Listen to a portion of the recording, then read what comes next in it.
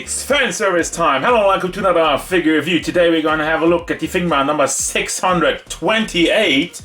It's Alice from the beloved gacha game Nikke, Goddess of Victory, which I've never played, but I've seen it has some very impressive jiggle physics. But more importantly, it has a bunch of cute anime girls, and that's why we have Alice over here, which I looked forward to for a while because it seems like Figma has played around with some tech here, and I don't know if it's going to work out or not, but why talk about it when we can look at it? Let's get into the review. And as usual, don't forget, since you're already here, don't forget to like, subscribe, share this video around if you can. I can't open the box, failing already at the unboxing part. And also for the question of the day, which one is your favorite Nikke design? Size of Alice, she stands at about 14.5 centimeters to the top of the head and almost 15 to the top of the, well, bunny ears headset, the ears on the headset. So that means we're going up to 5.8 inches tall and almost like 5/5.9 to the bunny ears. Size comparisons. Here's Jolter, Stage Figure Art Son Goku, Buzzmod Yoko Littner, Figma Pecora, and Darkside. Overall, look and detail, my god, she's beautiful. I mean, if you want fan service, boom, there it is. You don't have to ask for it any further, it's right there. But there's also a lot of fine detail on the figure, which is really nicely done. Starting off with the face sculpt, I say if you draw like beautiful eyes, that really does a lot already for the general face sculpt. Also have a little bit of rosy cheeks and open mouth with the teeth in it. Beautifully done. Speaking of beautifully done, the hair sculpt. You have the long wavy pigtails, which have like a lot of detail in them. And I don't know how well you can see it on the camera, but it has a very nice metallic paint job. Really shiny. When I took it out of the box, I was just like, wow. Of course, with all the light hitting it in my review area, you can tell in the middle, it's really reflecting off of it, and I think it looks beautiful. We also got the headset on, with the logo on the side, bunny ears on top, and a little microphone on the face. Then we move on to the upper part with the big jacket. Have a bunch of pockets and pouches on there. Rob Liefeld would be proud. But, I mean, it looks overall pretty good from the paint job as well. Has a little bit of bleeding on the white, but barely noticeable. But it doesn't fully cover up all the pink that's going on. Hot pink, you can see a little bit.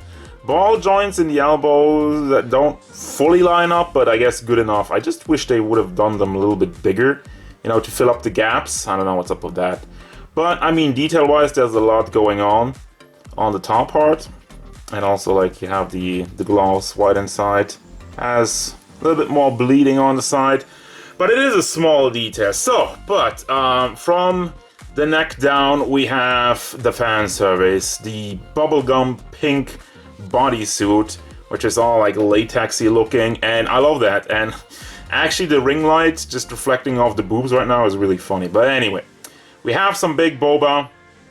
We unfortunately have an ab crunch, which, yeah, I don't know. I've been talking time and time again. I don't really like the ab crunch era. We do have a butt mold, which also the butt is molded on the leg. So, I mean, it looks clean for the most part.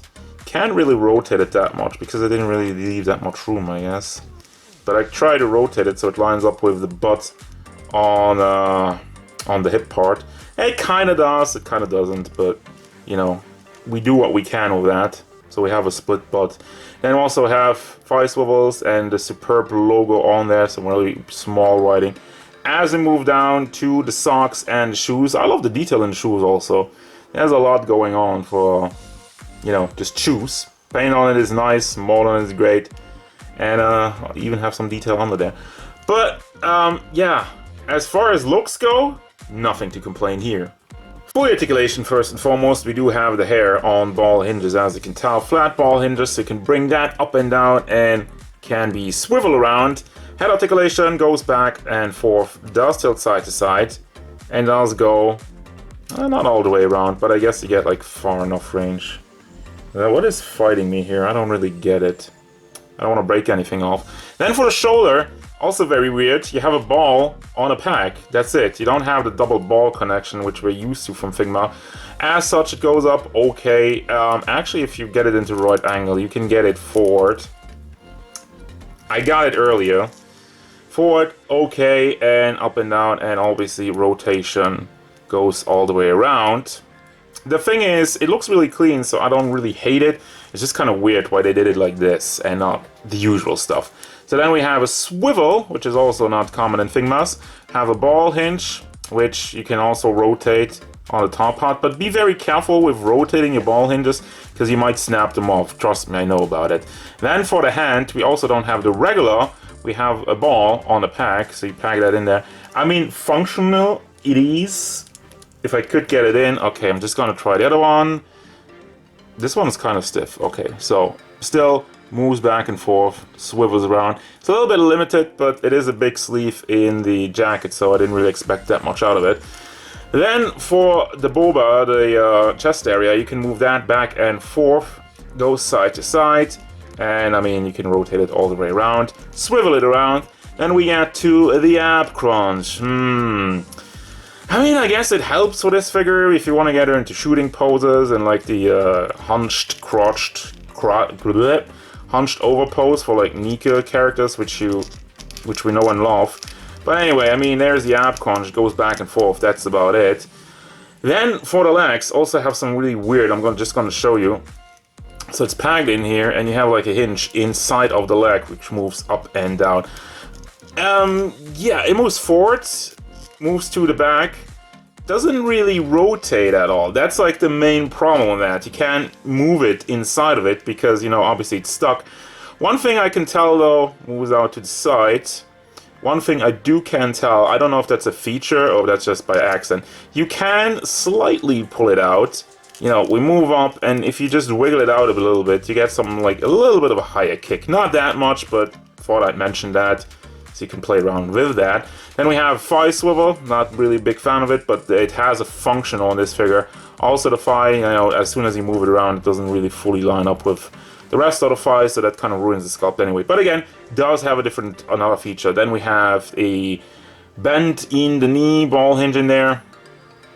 And then for the shoe, the top part is floaty, so you can rotate this around. And the lower half is obviously on a ball, so you can bring that side to side. You can bring it up and down quite nicely, and also you can tilt it if you get it into the right position. There we go. Beautiful. And finally, you do have the toe hinge. For your accessories, we do have the Figma base, which you all know. Every Figma comes with this exact base. And we have the Figma bag for your accessories, a little snack bag, and seal it. Then we do have faces. We do have one beautiful, happy, smiley face with the eyes closed, and then you have an open mouth, kind of surprised face, I guess. I do not have the confused face. I know that was like a good small exclusive. Unfortunately, for your hands, we do have, since those are different, we do have the packs on there now, so it makes it a lot easier to swap. And mine have a big smudge on the thumb on these ones. These are like holy hands, by the way, but she doesn't really have anything to hold, but just in case if you want to. And no review is complete without something falling on the ground. Then we have the trigger finger hand, and the other one which has a holy hand. Trigger finger hand isn't painted in the middle, probably to prevent paint chipping. Then we have the two fingers, which, you know, is for bunny ears, to make bunny ears, right? Right. No impure thoughts here. And then we have these kind of signs, which, I don't know, it's probably something to show whenever, like shooting, comms, whatever. Anyway, then we have the legs. Yes, when the Nikke characters are crouched, you have that. And I think that's a really cool idea that they added that, and like get like an extra leg part. So then finally we have the gun, which looks super nice. Also got some metallic on there, some light pink. The detail on it is great. The one thing, I don't know if this is supposed to be flippable down, because on the figure it isn't, so I don't know. And then finally also you do have a strap for that.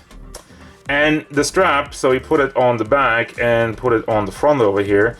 But, so how do you do this? I looked at the instructions and I couldn't figure it out for I don't know how long. Supposedly use this piece to push this one out Okay, so finally I was able to do it. You use this piece and you get it into the opening there where the button's on the side. You push it from that side in, just get it in there, and then push it like slightly, not too much. You don't want to break the gun, but this piece will lift out a little bit.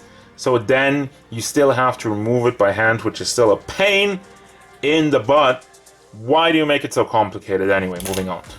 Final thoughts! Obviously I love this design. I mean, they crushed it with delivering on the fan service. Now, accessory wise, I think you got everything you need, especially like the bent knees are very important for a Nikke type of character. And other than that, articulation, yeah. Some things they experimented around with. Some of it is fine, others is like, I'm mostly a little bit miffed. I mean, you can still get into some cool gun poses, but I feel like really fidgety playing around with the shoulder joints, really.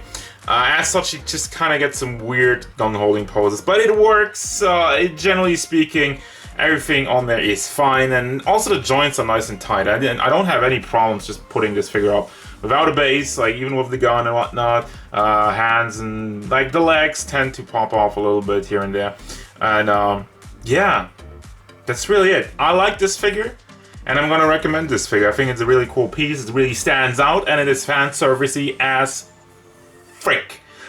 That's gonna do it, guys. As usual, thank you very much for watching. Don't forget, if you enjoyed this review, hit it up with a like and subscribe to the channel so you can stay tuned for figure views, card game stuff, and whatever Nikke Alice wants.